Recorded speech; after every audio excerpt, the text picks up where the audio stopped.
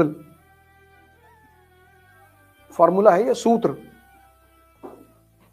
संकट जो है ना, संकट वो व्यक्तित्व को जन्म देता है। संकट, जितना गहरा संकट होगा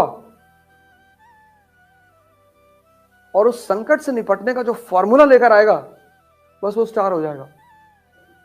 क्रिकेट मैच खेल लो 50 ओवर का, सामने वाली पार्टी ने 50 ओवर में 70 रन बनाए,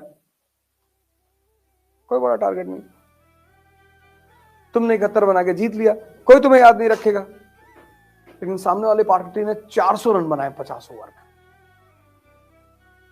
अब तुम्हें चेज करना है और तुम 405 बना के जीत गए, तुम सुपरस्टार। 95% लोग संकट में घबरा जाते हैं। पर्सनैलिटी, व्यक्तित्व, और जो संकट में खड़े हैं उनको रास्ते मिलेंगे, और शांत होकर खड़े हैं, फंस गए अंग्रेज। ईस्ट इंडिया कंपनी बुरी तरह फंस गई, और इस वक्त ईस्ट इंडिया कंपनी का सेवियर बना रॉबर्ट क्लाइव। क्लर्क, कंपनी में क्लर्क। कंपनी की मीटिंग चल रही थी बोर्ड ऑफ डायरेक्टर्स की, कि बॉस हम लोग तो गए, हमारा तो खेल खत्म हो गया। अरे उसने कहा कोई खेल खत्म नहीं हुआ, हमको एक मौका दो सर, एक मौका, बस एक। और अंग्रेज समझदार कौम है, हिंदुस्तानी होते मार के भगा दिए होते कि तुम क्लर्क हो, तुम्हारी औकात हमसे ज्यादा जानते हो।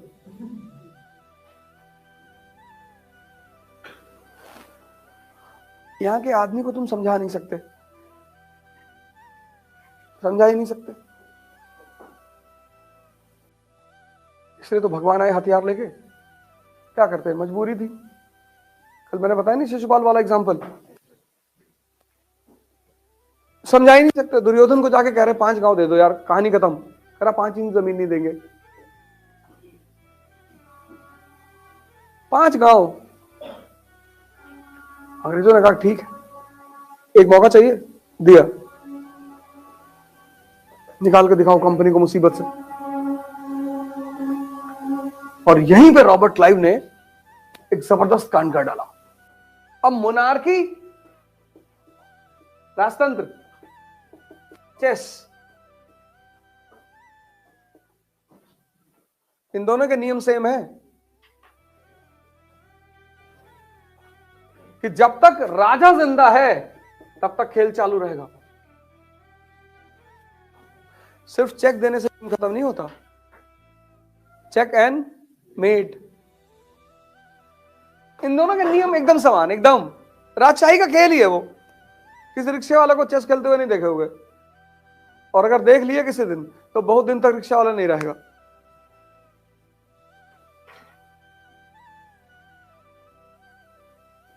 कुछ खेल है ना, खेल भी क्लास पे डिपेंड करते हैं। खेल भी क्लास पे डिपेंड करते हैं। खेल खेलने के लिए तो तुम कोई भी खेल खेलो, गोली खेलो, कोई बात नहीं, पतंग उड़ाओ, थोड़ा बहुत दिमाग सब जगह लगता है। लेकिन कुछ खेल ऐसे हैं जिसमें, जैसे बैडमिंटन है, उसमें दिमाग और शरीर दोनों जबरदस्त कॉम्बिनेशन है बैडमिंटन। और 1 सेकंड के लिए अगर तुम्हारी नजर सामने वाले की बॉडी लैंग्वेज से हटी तो तुम गए। उसका अगला शॉट उसकी बॉडी लैंग्वेज डिसाइड करेगी। और जितने लोग बॉडी लैंग्वेज को डिसीव करना सीख जाते हैं बैडमिंटन में, वो बड़े खिलाड़ी बन जाते हैं। मतलब विद इन अ सेकंड तुमने हाथ इधर किया लेकिन रिवर्स शॉट मार दिया उठा के, तो जब तक सामने वाला इधर आया तुमने इधर शॉट मार दिया। यही प्रैक्टिस करना मुश्किल है। बैडमिंटन बहुत जबरदस्त गेम है। वो नहीं जो गली गली में खेलते हैं कि हम इधर से मार रहे हैं तुम उधर से मार, वो बैडमिंटन का खेल नहीं होता।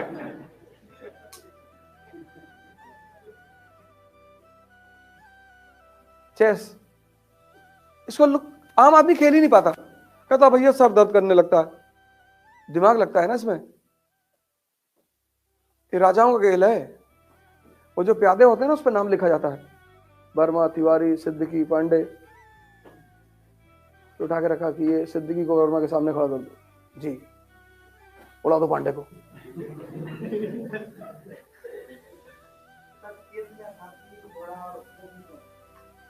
अरे भैया मेरे, हाथी जो है, हाथी चेस में नहीं। तुम हिंदुस्तान की ऐसी कोई कलाकृति नहीं जहां चेस हाथी ना हो। और घोड़े की ढाई चाल,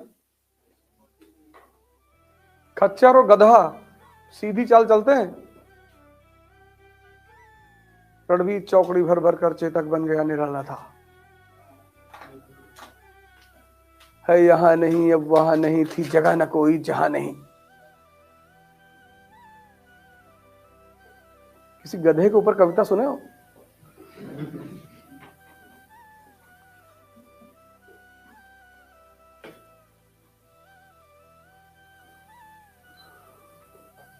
प्यादे, हाथी, घोड़ा, ऊंट। ऊंट एक ऐसा जानवर है ना जो विषम परिस्थिति में रहता है, विषम,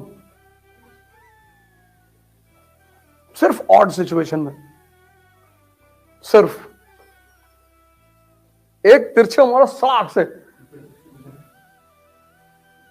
जबकि आमतौर पर जो नए नए खिलाड़ी होते हैं वो वजीर को बहुत ताकतवर मानते हैं, क्योंकि सारे घरों में चलता है।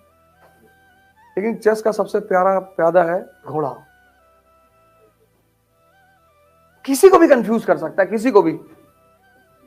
और ये घोड़े ये जानवर शुरू से भारत की, हालांकि ये खेल ऐसा नहीं भारत का है, बेसिकली संभवतः पर्शिया से आया है, लेकिन जुड़ा हुआ है राजतंत्र से। और इस खेल की सबसे खास बात यह है कि जब तक राजा जिंदा है तब तक खेल खत्म नहीं होगा। यहां तुम्हें कोई राजा नहीं बनाएगा। राहुल गांधी इतने बड़े घर में पैदा हुए, इतने बड़े घर में, पूरी पार्टी, पूरा परिवार सब परेशान है किसी तरह इनको प्रधानमंत्री बना दे।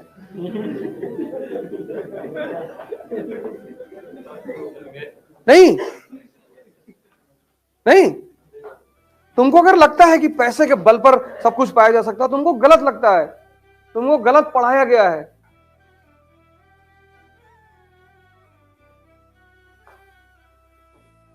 देखो, लाखों लोग बैठे हुए कि बस एक बार बाबा जो है, उनको राहुल बाबा कहा जाता है प्यार से। आज तक कोई डाटा नहीं होगा टीचर उचर, जिसको भी पता चल गया होगा कि प्रधानमंत्री के बेटे हैं, दादी प्रधानमंत्री, दादी के पिताजी प्रधानमंत्री, टीचर खुद ही होमवर्क कर देता होगा क्लास में।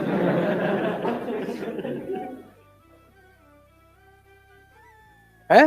और जिसने भी हाथ देखा होगा उसने कहा होगा कि भैया ये सूर्य वाली रेखा बहुत स्ट्रांग है भैया, और आके शुक्र पे मिल रही भैया। 25 साल प्रधानमंत्री रहेंगे। ये लोग ढूंढ रहे होंगे उस पंडित को, वो तो इतना रुपया लेके चला गया होगा 20 साल पहले। अब तो इनकी उम्र 50 साल है ना। और बताया होगा कि तीन लड़कियां हैं, 3 बच्चे हैं, 2 बेटा 1 बेटी, शादी ही नहीं हुई।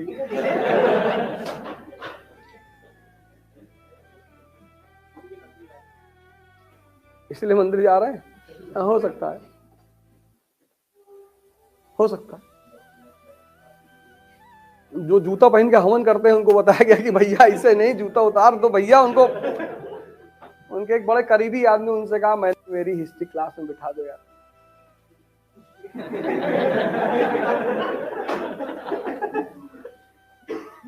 मान ही नहीं रहे,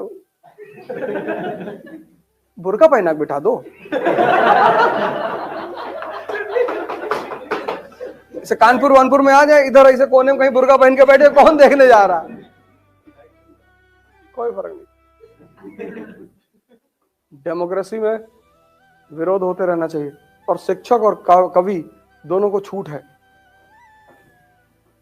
2 ही लोगों को तो छूट है कमेंट करने की, एक शिक्षक को, एक कवि को। कौन? खान सर बेचारे अच्छा, बहुत अच्छा पढ़ाते हैं, तो कभी कभी आदमी बोलते बोलते तो में आ जाता है ना। हाँ आप कभी भी शिक्षक हो गए ना, मैंने कल भी कहा था क्लास में कि आतंक नहीं, हिंसा कर डालो रास्ते में, वो अलग बात है। और जब मूवमेंट चलाओ तो उसको कंट्रोल करने की क्षमता रखो, वो तुम्हारे हाथ से बेकाबू नहीं होना चाहिए। कुछ लोग होते हैं ना, वो चक्रव्यूह में घुसना तो जानते हैं, निकलना नहीं जानते।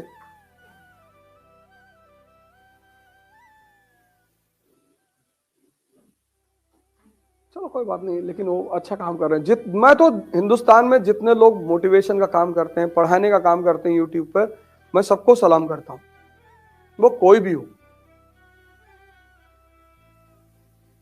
ऐसा नहीं कि सिर्फ खान सर या जो भी हैं, जो भी आदमी यूट्यूब पे पढ़ा रहा है या मोटिवेट कर रहा है या कुछ बता रहा है, मैं उसको सलाम करता हूं। इसी चीज की जरूरत है इस वक्त देश में। और पता नहीं किस आदमी की कौन सी बात आपको समझ में आ जाए। सीखो भैया, सिर्फ हथियार, सिर्फ किताब, सिर्फ पढ़ना, सोच, विवेक, शक्ति, श्रम, रिस्क, तुम इस दिमाग को इतना मिसयूज करते हो ना। किसी की फॉर्च्यूनर देख रहे हो, किसी की घड़ी देख रहे हो, किसी का मकान देख रहे हो, क्यों देख रहे हो? तुम जब खाली बैठे हो तो आसमान देखो, वहां एक गैलेक्सी है, उसको लेना है।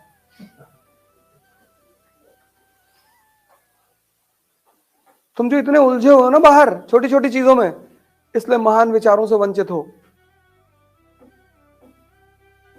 न्यूटन बैठा ही तो है लॉन में, बहुत लोगों के सामने सेब गिरा होगा, वो उठा के खा लिए होंगे।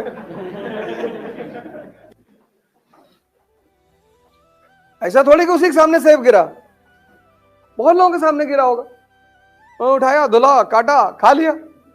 उसने सोचा कि नीचे ही क्यों गिरा, लॉ ऑफ ग्रेविटेशन पैदा हो गया।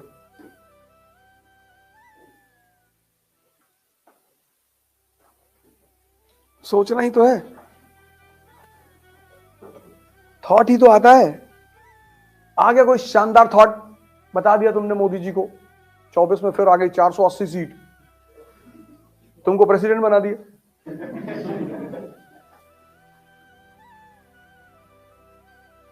कोई विचार आ गया तुम्हारे मन में, तुमने अखिलेश यादव को बता दिया कि भैया लगा दो।